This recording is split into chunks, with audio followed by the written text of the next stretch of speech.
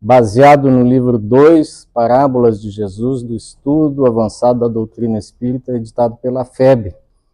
Então lá constam diversas parábolas e a explicação, né, sobre a ótica da doutrina espírita, do significado daquelas parábolas de Jesus. Neste caso, é uma história, né? Jesus não conta nada, simplesmente ela é retratada em 2 evangelhos, Mateus e Lucas, bem semelhantes, com alguma nuance um pouquinho diferente.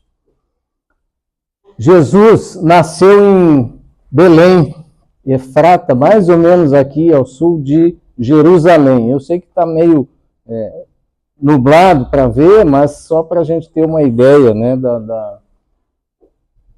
do território onde Jesus andou. Então ele nasceu por aqui e foi para Nazaré, onde ele viveu a sua infância, adolescência e início da vida adulta.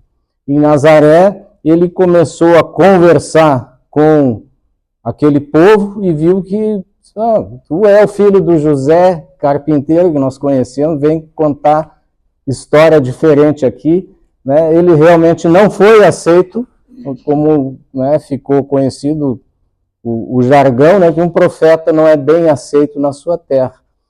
E Jesus, para cumprir a sua missão, foi atrás do povo. Ele saiu de Nazaré e veio para Cafarnaum. Isso aqui é o Mar da Galileia, ou também chamado Mar de Tiberíades, que essa cidade fica mais ou menos aqui, né? Ou de Lago de Genezaré, tem 3 nomes, né? Mas é o Mar da Galileia, onde Jesus, chegando nesse local, encontrou os pescadores. E aí chamou Tiago, André, Pedro, para serem pescadores de homens, né? E ele fez a base dele em Cafarnaum. Então, por isso que normalmente, quando fala da vida de Jesus, Jesus está entrando em Cafarnaum, estando em Cafarnaum, é onde ele morou a maior parte do tempo e fazia, então, navegava no Mar da Galileia, tinha algumas outras cidadezinhas por aqui, e fazia a sua pregação e os milagres, inclusive, no lago, quando fala no lago, é nesse Mar da Galileia, onde ele multiplicou, perto dali, multiplicou peixes, pães, onde ele andou sobre as águas, onde ele mandou os discípulos jogarem a rede no outro lado e veio aquela pesca, chamada pesca milagrosa, né? Então foi neste Mar da Galileia. E daqui ele andava mais ou menos nesta região e depois esteve em Jerusalém, principalmente para ser crucificado. Então, Cafarnaum, contextualizando, é esta cidade onde Jesus tinha a sua base de ação.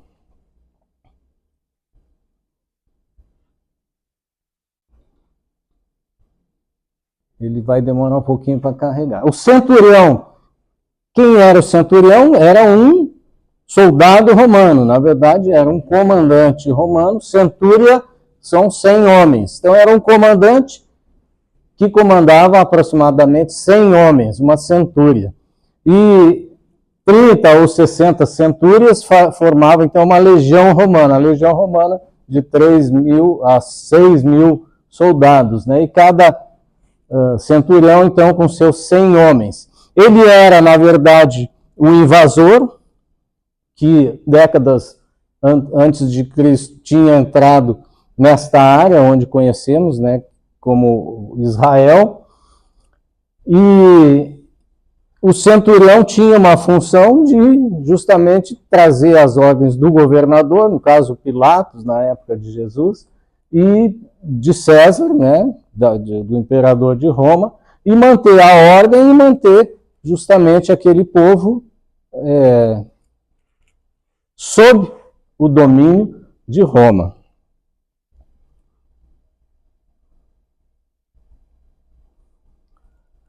Nós temos algumas passagens no Novo Testamento que falam sobre o centurião. E aparece em torno de 20 vezes a palavra centurião no Novo Testamento. Justamente nesta época, né, no Antigo Testamento, não se falava em centurião porque Roma não tinha ainda entrado neste território.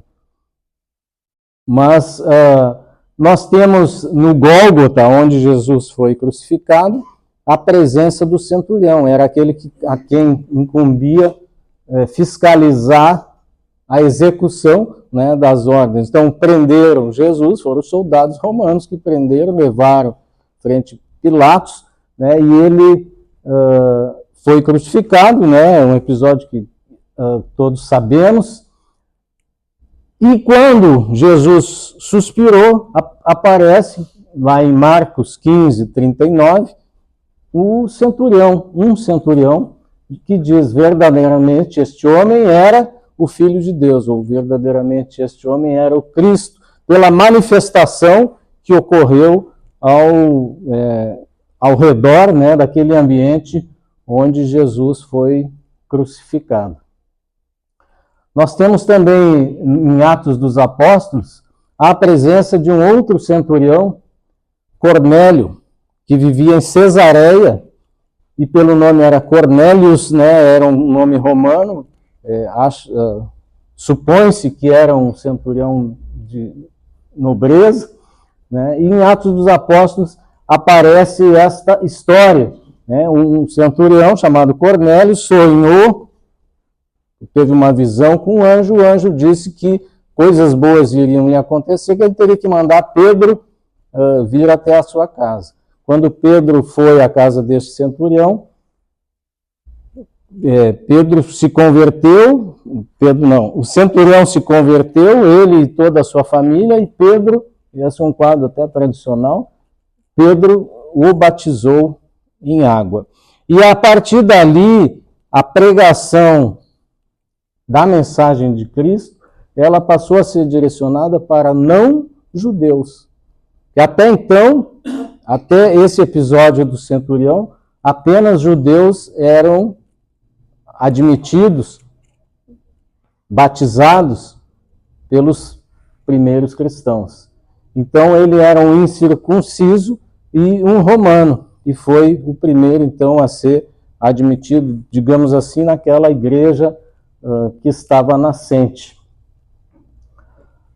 Os militares romanos não eram agradáveis ao povo judeu. Eles eram invasores. Eles submetiam o povo judeu, né, às ordens de César, que era uma outra nação. Embora eles mantivessem, né, eles aceitavam a manutenção dos costumes, tradições e da religião dos judeus. E esta é a história.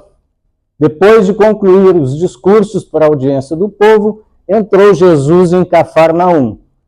E o servo de um certo centurião, que esse não tem nome, o qual era muito estimado por ele, estava doente à morte. Quando ouviu falar de Jesus, enviou-lhe uns anciãos dos judeus, rogando-lhe que viesse curar o seu servo. Eu vou ler todo, depois nós vamos passar trecho a trecho. E chegando eles junto de Jesus, rogaram-lhe muito, dizendo, é digno que lhe concedas isto, porque ama a nossa nação, ele mesmo nos edificou a sinagoga.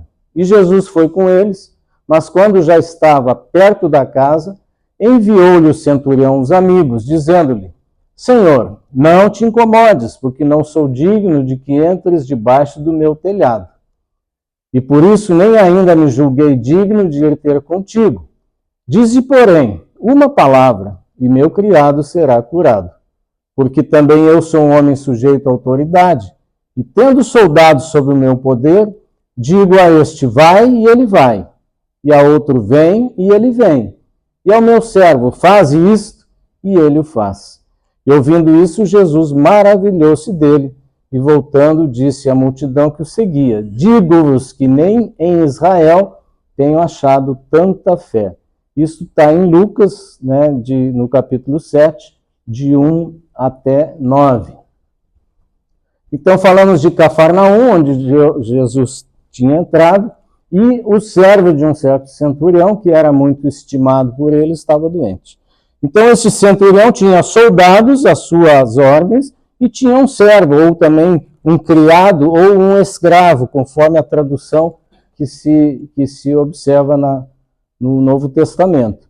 Aqui aparece uma imagem que pegamos na internet, né? Um servo como sendo alguém já de idade mais avançada, mas o que leituras indicam que era um menino. Esse servo, na verdade, era um rapaz que ficava junto a ele nas tarefas de casa, provavelmente ajudava a vestir o centurião, cuidar do seu uniforme, da sua espada, do seu cavalo, né? Então, provavelmente eram essas funções. O que é importante a gente ver que ele era muito estimado por ele. Então, era um centurião que tinha muita estima pelo seu servo, né? Seu escravo, o seu criado.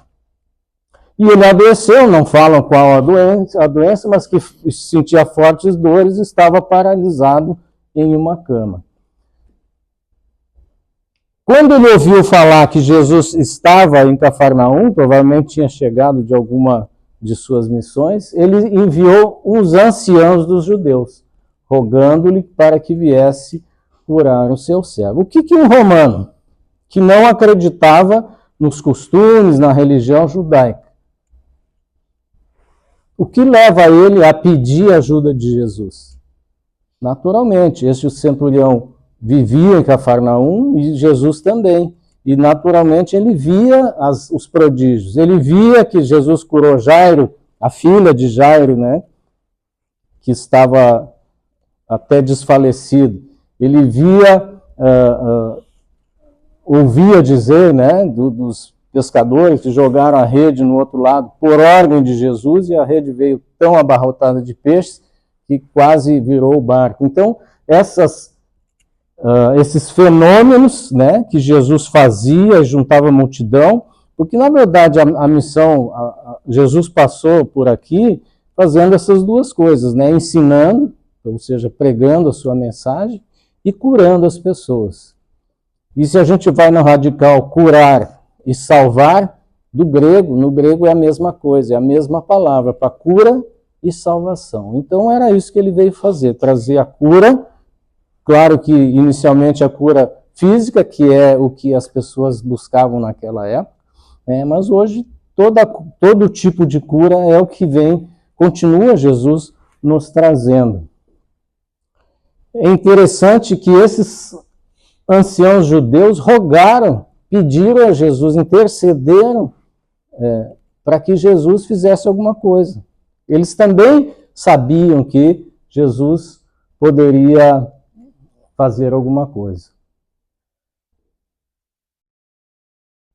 Eles fizeram isso porque, inclusive, justificaram, né, o evangelista conta, porque ama a nossa nação. Então, embora seja um invasor, um centurião romano, ele estava na Judéia ali e gostava, né, amava, segundo eles, aquela nação, aquele povo. E ele mesmo edificou a sinagoga. Então, embora não frequentasse, não fosse da religião dele, o próprio centurião tinha ordenado esta edificação. Então, a gente vê nesse episódio os benefícios da gratidão, né? Gratidão, não se sabe bem a motivação do centurião em agir, mas se sabe que os anciãos judeus eram gratos a ele. Eles tinham gratidão porque era um homem bom, era um homem que amava a nação segundo eles.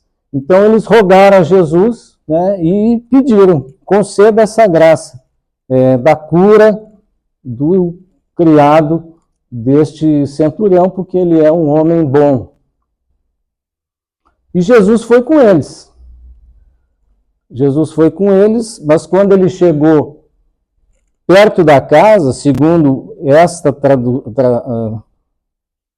tradução de Lucas, né, ele chegou perto da casa, vieram alguns amigos e trazendo a mensagem do centurião, dizendo que ele não devia se incomodar, né? Imagina vir à minha casa para curar o meu servo, né? Eu até pedi, mas agora estou meio arrependido, né? Será que Jesus, né, vai se incomodar de vir à casa de um romano, né, um pagão, para curar o meu servo. Então ele diz essa frase, que é também um ícone, né, famosa: não te incomodes, porque eu não sou digno de que entres debaixo do meu telhado. Eu nem me julguei digno de ir ter contigo, porque ele poderia ter, no primeiro momento, ir buscar Jesus, né? Mas ele não se achava digno, ele não era judeu, ele não podia estar pedindo graças, né, a um profeta judeu. Então, ele formula essa frase, né, mas ele tinha fé. Eu não me dignei a ir, pedir para outros intercederem por mim, e acho que não tenho dignidade suficiente para que entre debaixo do meu telhado. Mas dize uma palavra e o meu servo será curado. Então, é impressionante a fé que tinha esse homem, né, e que ele sabia que a palavra de Jesus era excepcionalmente poderosa, que poderia curar uma pessoa, né, mesmo que essa pessoa não fosse um judeu. Então, a gente vê, numa das lições, né, neste centurião, é a humildade, né, sendo ele uma autoridade, a maior autoridade daquela cidade, ele era humilde e até a ponto de dizer que não tinha dignidade, né, que não era digno de receber um profeta judeu na sua casa. E em seguida ele também faz essa comparação. Eu também sou um homem sujeito à autoridade. Ele, na verdade, a autoridade dele era grande, ele era a maior autoridade naquela região, só que ele comparava com Jesus, né, como se Jesus tivesse uma autoridade ainda maior que ele, embora fosse o filho de José, o carpinteiro, né, um profeta menor, digamos assim, né, um peregrino que andava pregando junto aos judeus. Eu tenho soldados sob o meu poder e digo: a este vai, ele vai, a outro vem, ele vem. E ao meu servo, faz isso, e ele o faz, né? Então a gente vê que o servo dele era o faz tudo, justamente o que a gente supõe, né? Vai lá buscar minha espada, vai pegar meu cavalo, faz isso, faz aquilo, né? Faz um lanche para mim. Provavelmente eram essas as tarefas do servo. É interessante que esta ligação a gente vê como ele tinha soldados às suas ordens, ele visualiza que Jesus também tem uma milícia espiritual às suas ordens.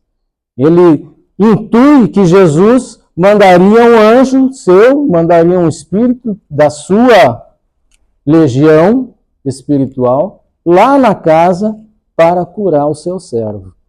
Então é uma dedução, né, que a gente tira dentro do que nós acreditamos da doutrina espírita.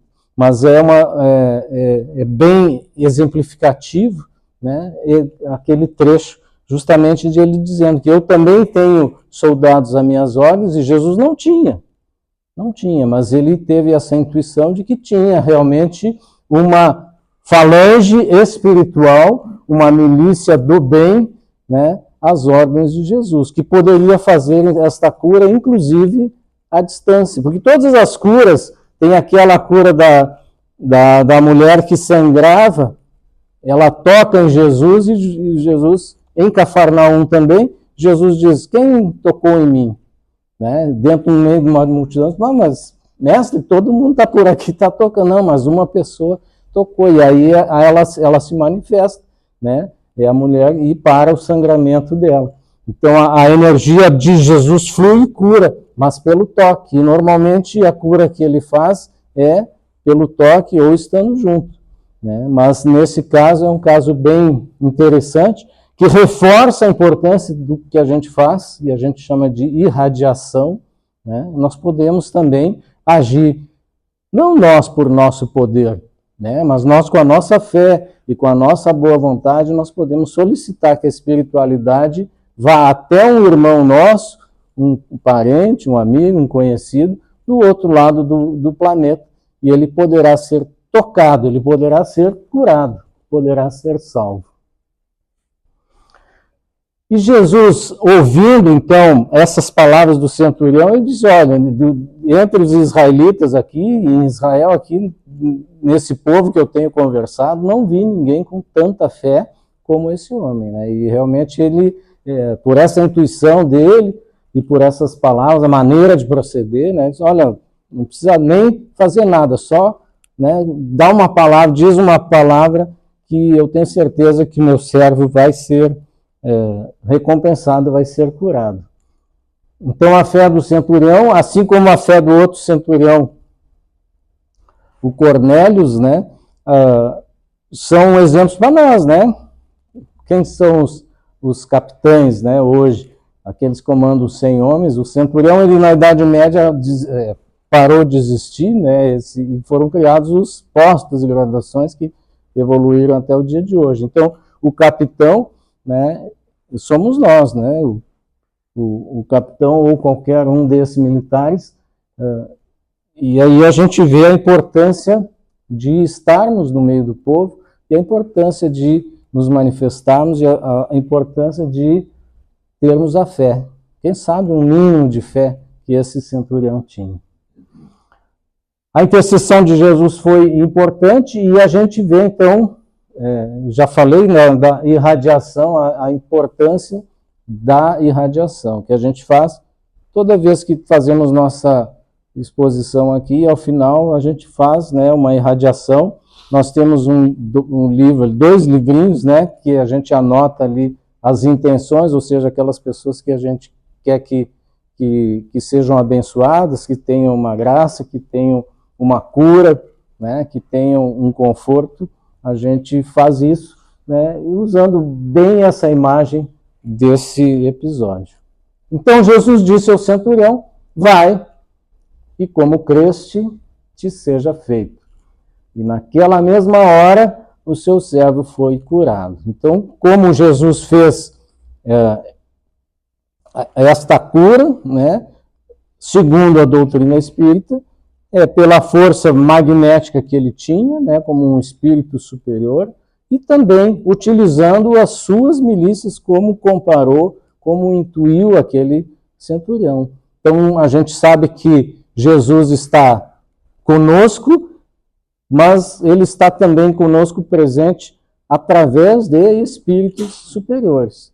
Tivemos a exposição do nosso irmão Pese, quando ele falou do anjo guardião, né, o espírito protetor. Todos esses são, entre aspas, soldados de Jesus, né, que estão sob a sua coordenação, agindo em nossa vida pessoalmente, como um espírito pessoal de cada um, e também em grupo, né, conforme as necessidades espirituais que se desejam.